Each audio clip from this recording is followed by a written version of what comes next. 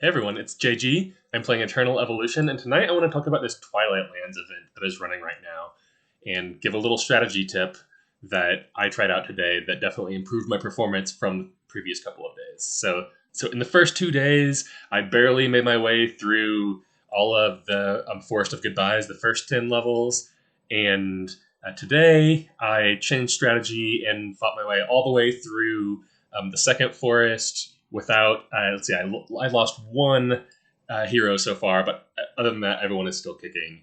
So I wanted to share that tip with you. Also, I just want to talk a little bit about this event briefly.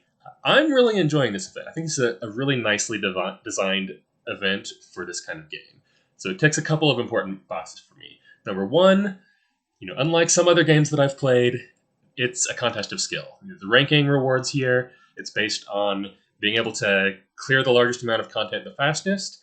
Certainly, if you're a whale, you're going to have more champions, they're going to be higher level, and that's going to be a benefit to you. But fundamentally, winning the event isn't about just spending the most resources, it's about being able to build better teams that last longer and get deeper into the content. So I love that aspect. That should be, an essential gimme for games, but it's not always true. Number two, the rewards are just pretty nice. If I can clear this boss, this is a 10 pull of limited recruitment cards plus a free selectable elite. That's pretty nice just for stage two.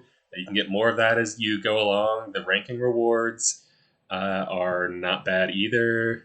So yeah, here, I think I can place somewhere in the top 100 here and get some decent stuff. Even if you're just anywhere in the mix, you can get some decent things, and certainly some things worth really trying to compete for in the higher tiers. I'm not ready for that yet, but the rewards aren't shabby. The next thing I love, previously I mentioned for this game that I hadn't seen a lot of content yet where it mattered all that much who I put in my team as long as they were just decently high level, highly evolved, and didn't matter much whether I turned off auto battle and took manual control of anything. This is definitely some content where I'm seeing the difference, where choosing the right team for the content and choosing when to use those ultimate skills makes a big difference.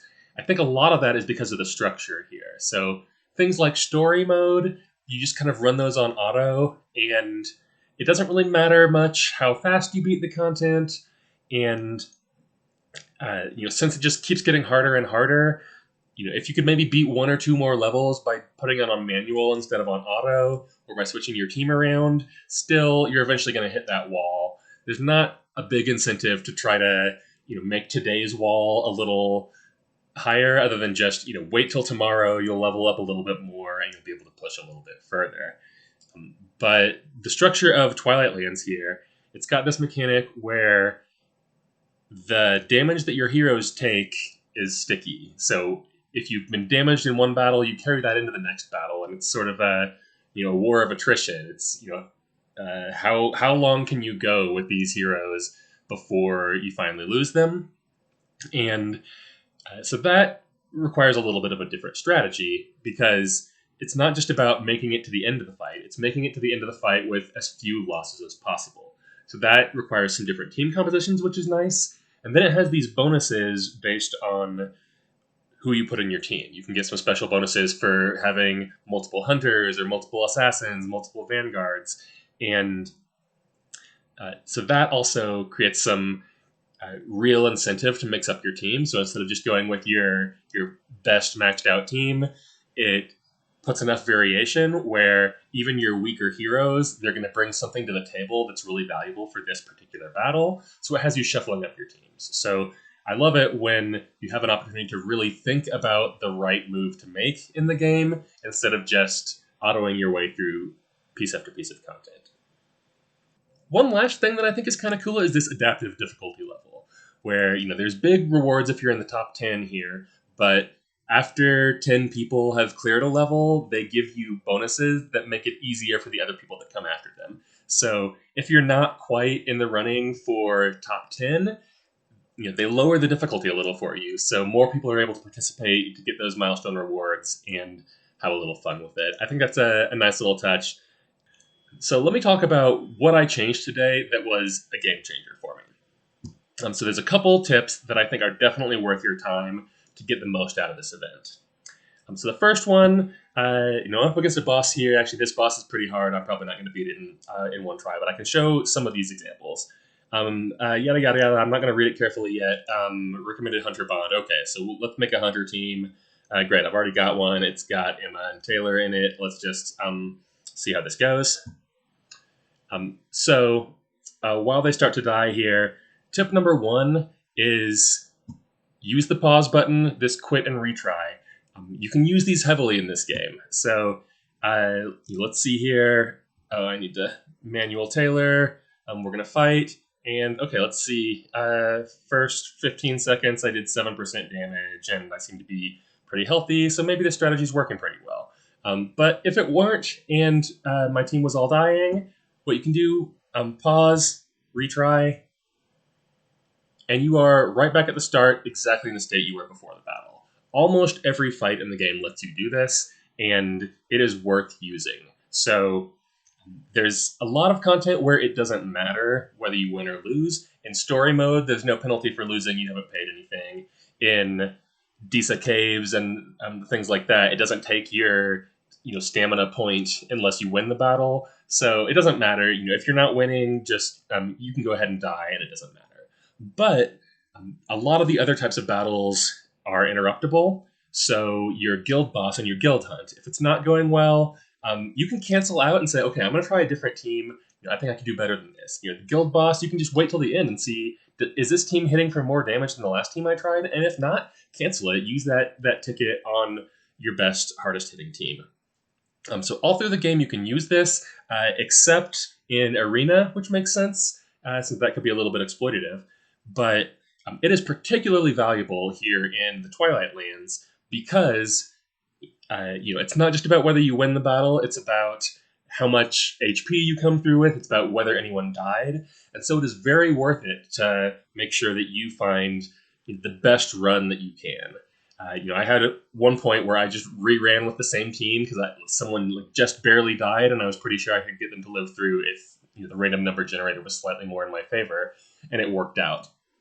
It's worth doing that here because the more of your heroes that you can carry through with high health later into the levels means you're using your top team to clear a lot of content. Also, a lot of these levels in Twilight Lands have 3 different options for you to face, and they'll have different mechanics that respond to different team builds in different ways. You can go ahead and try out all of them. Quit out of the ones that don't go well. See which one you can clear with the least total damage.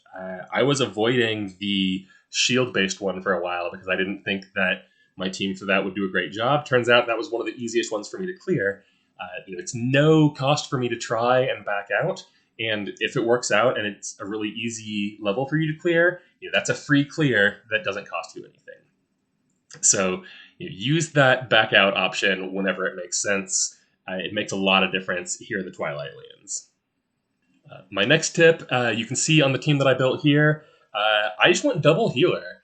So I've got Liren and Serena both at a pretty decent level. And since the object is to get through these fights with as much HP remaining as possible, I thought, what the heck? I wonder if I just put in a couple good damage dealers and then a lot of healing to try to keep them healthy, is that going to do the trick? I had to vary it for a couple of the levels where I needed more back row people that matched a particular bond. But for the most part, that meant I was getting through this content at max HP. So I'm here at the boss of this streak of 10. I've cleared 9 of these waves just today. I lost Oak in one of my battles. I think that was one of the mid-level bosses who was a little tricky. But other than that, I've got my whole team, and they're pretty close to max HP. I think if we start this one, we'll see that Artis is at maybe 40% or so, but also Artis gains lifesteal when he's at about that level. So he's a lot more sustainable at the second half of his HP bar than the first half. So I definitely cleared a lot more content that way. The last tip is, especially in these fights where the margin really matters, is take some of your heroes off of auto mode. There are a few where it doesn't matter too much. I'd say Artis here It doesn't matter. He just kind of hits the closest thing to him, places that defense down. He's usually targeting the thing that you want him to hit anyway. It's not going to make a difference. The place where it makes a potentially decisive difference is on either champions with a crowd control ability on their ultimate skill, or champions where you can aim at a specific target or move around the battlefield. So, for example, we've got Emma here. We can aim at a specific target. Unfortunately, they don't always aim for the boss. One of the things about the Twilight Lands is there's one key hero in their team, and if you can kill that hero, it drops the special aura that they're providing to the whole rest of the team. You want to kill that hero as fast as you can instead of focusing on the minions. Sometimes your heroes will do that, sometimes they won't. So being able to aim someone like Emma, who puts out quite a nice stream of damage, is really helpful. Taylor here can jump around to a specific spot on the battlefield. One of the places that can be really valuable is if that aura hero is in the back row. Frequently, your folks are going to be attacking the front row. You can sort of move him around first kind of to the front and side, and then kind of jump over that front row and jump straight to the back. He'll usually start attacking the people closest to him, and so you can basically put your strong damage dealer Taylor there in the back where he can knock down those ranged enemies that are giving you trouble, or the leader with the aura skill. That can be really valuable. One of the mid bosses in section 2 here had an ability where drains a lot of energy from you and deals a lot of damage, but he's susceptible to crowd control, so you can interrupt his skill if you use it. So for that one, I used,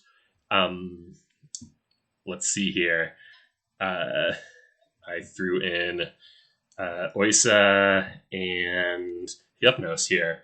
Oisa's ultimate skill is that kind of AoE stun, and Hypnos has that sort of like single target control. So turn both of those onto manual and save them up. So most of the time, in most content, your ultimate skills, you want to just kick them off right away. But there are these occasions where something better can happen. Let's see. Sorietta is another good choice there. I don't have Sorietta up to the level where that ultimate skill delivers stun yet, but when it does, picking who gets the stun can be pretty decisive in some of these battles. And especially, in Twilight Lands, I think that they've done a nice job of making some of these bosses and challenges require different mechanics, where it's worth it to aim these skills at the right people and to try to target your party towards the right people. It makes a difference in the battle. So that's it for my tips for Twilight Lands. I've been vastly more successful by trying things out and retrying them, and putting not everyone, my healers, they can just go on auto. Their aim isn't going to change anything, but those stunners and the people that can move to a place on the battlefield, like Randall or Rakana, or Taylor, or people with crowd control abilities that you need to save, on that one boss for a particular moment, or you just want to have fine-grained control over who exactly gets crowd controlled to make sure that you don't lose a critical hero. If you can pop them back up with healing after stunning one target for just a little bit, that makes a huge difference in being able to carry you through further into the level. So I'm hardly a professional at this. I'm just in the second level, but I had a lot more success today with that strategy. I hope that's helpful for you as well. That's all I've got tonight. JG out.